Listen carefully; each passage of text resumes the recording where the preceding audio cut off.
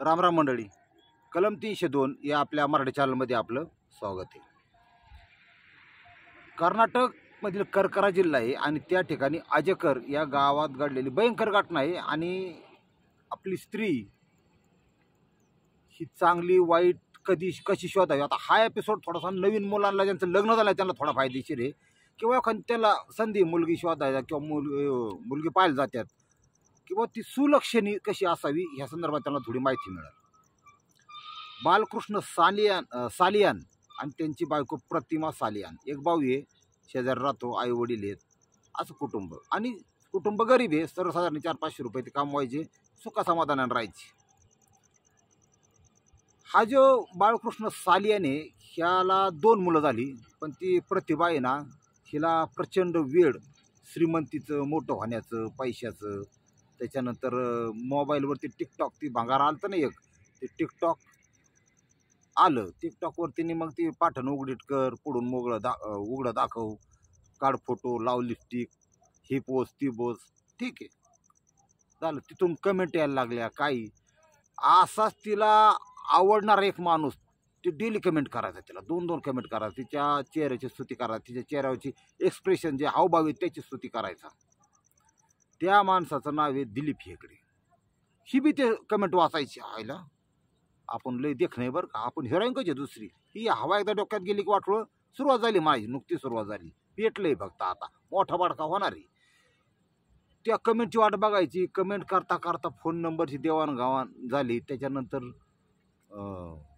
चर्चेला सुरुवात झाली. तर ती कोण, तुम्ही काय करता, ती काय करते, ती म्हणली माझं वाटलं झालं बघ, मला लय श्रीमती जगायचं होतं आयुष्य. आता ह्याच्या हा जो दिलीपपेक्षा ही जी बाई आहे ही आणखी म्हणजे 8-9 वर्षांनी मोठी होती, पण ते दिलीपचं बी असं होतं म्हणला, म्हणजे तो अंटी शौकीन होता, थोडक्यात त्याला मुलींच्यात इंटरेस्ट नव्हता, म्हणजे सगळ्या प्रकारचे लोक, असं काय नाही. तसं ते म्हणला मी व तुमच्याशी लग्न करायला तयार आहे, पण कसं जमायचं आपलं. मग भेटायला बोलावलं तिला, ती तालुक्याच्या गावी त्याची ती क्रेटा बेटा दाबात गडी, त्याचा काय वडिलांची प्रॉपर्टी होती आणि त्याला आवडली होती, ही जुळलं जांगड कुत्ता. पण बाई एवढी हुशार होती की आता मोठी होती 8 वर्षांनी, तिने डोकं लावलं, फक्त बोलणं एकमेकाला, चांगलं चांगलं गोड गोड बोलणं, स्पर्श, फार फार तर बहुत 4-2 वेळा मिठी मारत होतो, तो विषय चुंबन घेवा, त्याच्या पुढं त्या बाईनं जाऊन दिलं, कारण तिला माहीत होतं याच्या पुढं जर याला जाऊन दिला तर आपल्यातला इंटरेस्ट संपला की म्हणून जाऊन द्या गाडी. मग असं आहे जगाचं. त्यामुळे ते बी तेवढा शरीर राखून धरलं तिने, ते सगळं द्यायचं नाही, तू वाट बघ, लग्न कर मग बघू. अशा प्रकारे दोघांचे संबंध जमले. त्या 2 मुलाचा नवऱ्याचा याचा विचार केला नाही. पण सगळ्यात भयंकर अशा प्रकारची चूक, आता माणूस विचार करताना त्याला जेवढी अक्कल येते तेवढाच तसा निर्णय घेतो. त्यांना अक्कल कमी होती, ते कुठलं क्राईम चॅनल बघत नसते. पण तिला नव्हतं नांदायचं ना, त्या दोघांनी असा निर्णय घेतला तिथं की तिचा जो नवरा आहे बाळकृष्ण सालियान याची हत्या करायची आणि मग ही त्याच्यावर लग्न करायची. आता मला सांगा, तू घटस्फोट दे ना, तू जगाची पर्वा न करता सांग सगळ्यांना, पाहुण्या रावड्यांना, ज्या अक्षता टाकून कचून खाऊन गेले ना, त्यांना सांग की मी ह्या जगातली सर्वात नीच स्त्री आहे, मी माझ्या नवऱ्याला सोडून देणार आहे आणि मी माझ्या ह्या मोबाईलच्या माध्यमातून प्रिय करायची, लग्न करणारे, मजा करणारे, लेकरं बाळं सोडून देणारे, सगळे देणारे, हे तू सांग. आणि तू करते कायदेशीररित्या, तुला कायदा तुझ्या पाठीमागे काय, कशाला मारते कोणाला. पण यांना अक्कल कमी असल्यामुळे यांनी त्या नवऱ्याला मारण्याचा निर्णय घेतला. श्रीमंत होण्यासाठी ते संदीप नावा तिचा भाऊ होता त्या प्रतिभाचा, त्या भावाच्या सुद्धा इस्टेटीत हिस्सा तिने मागितला. बघा बाई, ती काय म्हणलं, भाऊ काय मला हे शांततेने घे, 500च्या 1000ची साडी घेतो बा, जगून दे बा, माझी लेकरं बाळ येतं. असंही गरीबाचं नाही, ते गरीब राहतात, मिडल क्लास राहतात, म्हणजे आपण म्हणतो ना साकीटाला साकीट, तशा प्रकारचं. संदीप तिचा भाऊ सुद्धा त्याला बिवून होता बहिणीला, आली का निम्मी जमीन मागून सांगता येत. ह्या घटनेमध्ये सगळं चाललं असताना त्यांनी त्या एक विष, दिलीप हेगडे नाव तिच्या प्रियकराचं, त्या विषाची बाटली दिली, विष दिलं आणि त्याला सांगितलं की असं विष आहे की ते औषधासाठी पण वापरलं जातं, त्याबद्दल तुम्हाला जास्त सांगणं नको, योग्य नाही ते नाव वगैरे. पण त्या विष जर थोडं प्रमाणात जर त्या व्यक्तीला जेवणात, आणि त्याला गंध नाही, रंग नाही, काय नाही त्या विषयाला, बघा म्हणजे कशातही घातलं 2 साखरेच्या दाण्यावानी तरी ते माणूस खलास 5 महिन्यात कुजून मारणार. हे तिला दिलं बा, दिलं की म्हणलं थोडं टाकायचं, असं टाकायचं, सगळं सिस्टीम सांगितलं. तिने केलं चालू. तर विषय ते महाराज. पहिल्यांदा डायजेस्ट सिस्टीम बिघडली, अपचन, हातपाय खाजवायला लागलं.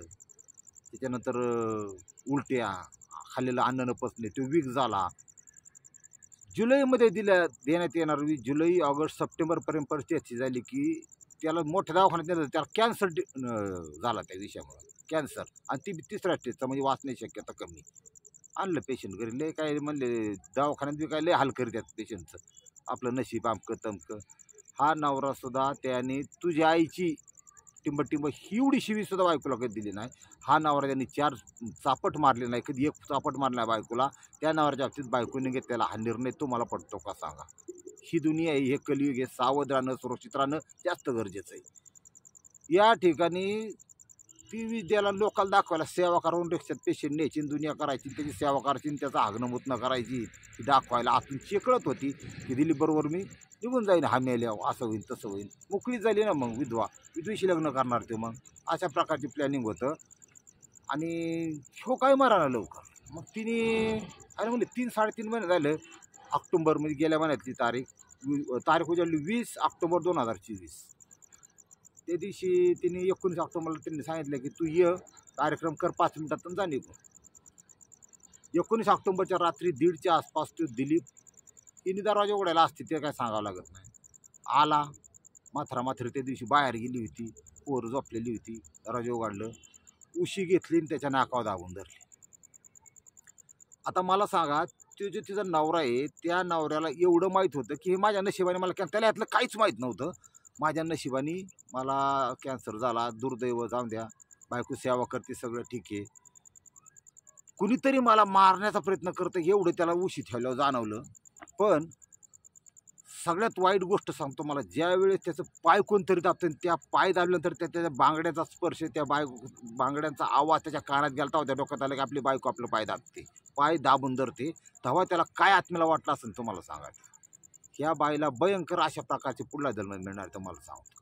ह्या चमडी की दिवाणी बाई आहे ना, हिला जवळजवळ बाजव्यातली अशी कुत्री की जवळजवळ 40 कुत्री राहणार. ती 2-4ने वागणार नाही. 40 कुत्री मारणारे, कॅमडळ हा किडे पडून मारणार अक्षरशी. अशा प्रकारची नीच वृत्ती लोकांची निघाली. त्याने दाबून धरलं. त्या बांगड्यात झालेला स्पर्शावून त्याला कळलं की आपली बायको आपला खून करते. असं कुणी मी प्रियकर, असं कुणी असं माहीत नाही त्याला विचारायला.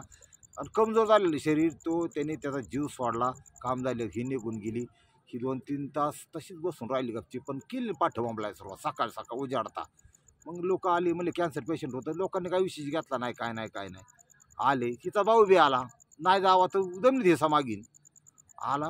त्याला थोडी संशय आली. तिने जो मयत आहे त्याच्या धाकट्या भावाला मला थोडं जरा लगेच जाण्यासारखं नव्हतं, काय शंकाच वाटते बरं का. आणि पहिलं लफडं तर दिलीपचं लफडं आधी एकदा दोनदा कळलं होतं याला. फोनवर संडासमध्ये बोलताना लोकांनी ऐकलं होतं, तिच्या नवऱ्याने ऐकलं होतं. कालवा झालता थोडा, पण त्यांनी दाबलं होतं, नको बा आपल्या आबरू जाईल. म्हणले चला आपण पोलीस स्टेशनला केस करू. ही प्रकरण सोपं नाही मला. तिचा जिने मारलं त्या प्रतिमा साले यांच्या भाऊ संदीप आणि मैताचा भाऊ, ही दोघं पोलीस स्टेशनला गेली, वर्दी दिली. पोलीस आले, संशयाचा मृत्यू मानल्या. त्यांचं कामाची. त्यांनी पहिल्यांदा म्हणले PM, पंचनामा, सगळे पोस्ट पाहणी केली. PM करून बॉडी ताब्यात दिली. आता करा म्हणले तुमची विधी काय असते.